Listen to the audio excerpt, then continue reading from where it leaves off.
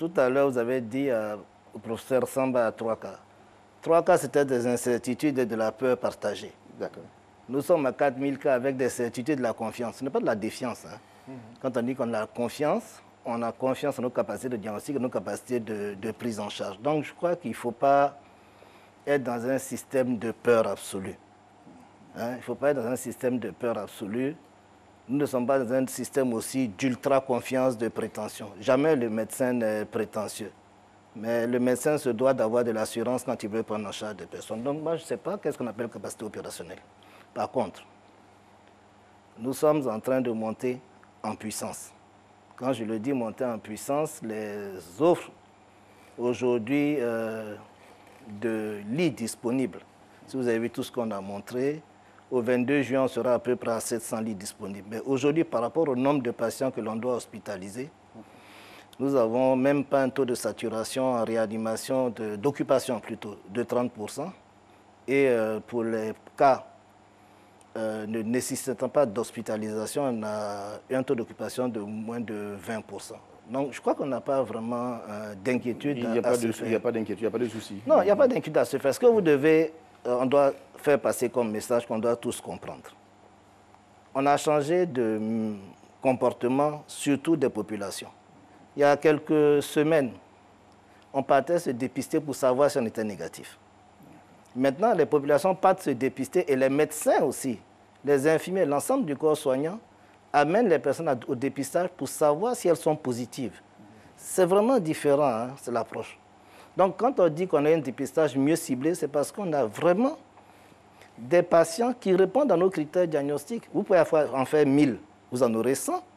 Vous pouvez en faire 300, vous en aurez 100. Là, la performance diagnostique, c'est pour les 300, ce n'est pas pour les 1000.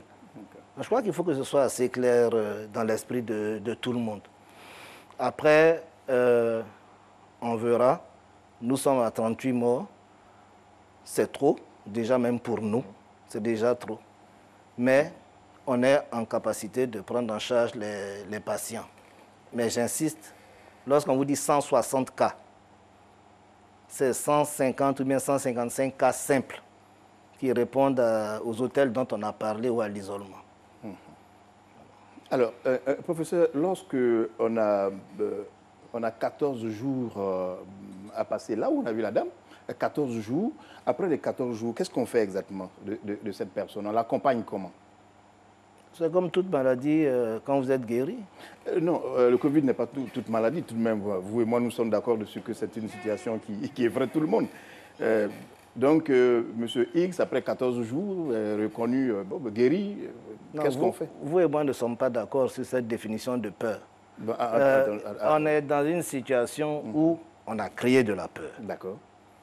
Attention, on a créé de la peur. Et même nous, qui avons fait du mimétisme sanitaire en regardant le nombre de morts à l'étranger, on s'est créé de la peur. On en fait tous partie, nous, aujourd'hui. Mais aujourd'hui, on est sorti du monde scientifique, on est dans la communauté qui doit s'approprier la responsabilité de prendre en charge cette maladie avec nous, les médecins, les soignants. Donc, quand quelqu'un est guéri de sa maladie, comme on guérit quelqu'un d'un paludisme, on guérit quelqu'un d'une méningite, on le laisse repartir dans sa communauté. Maintenant, ça revient à ce que disait le professeur Yeo, c'est l'intégration dans la communauté. Mais ce n'est pas nouveau. Lorsqu'on guérit quelqu'un d'une tuberculose, le réintégrer dans sa communauté, ça a toujours été un problème. Mais pendant les 14 jours, il faut préparer la famille. Mais ce sont les familles qui viennent les chercher à l'hôpital. Hein. Donc c'est pour vous dire qu'ils attendent même de revoir leurs parents à la maison.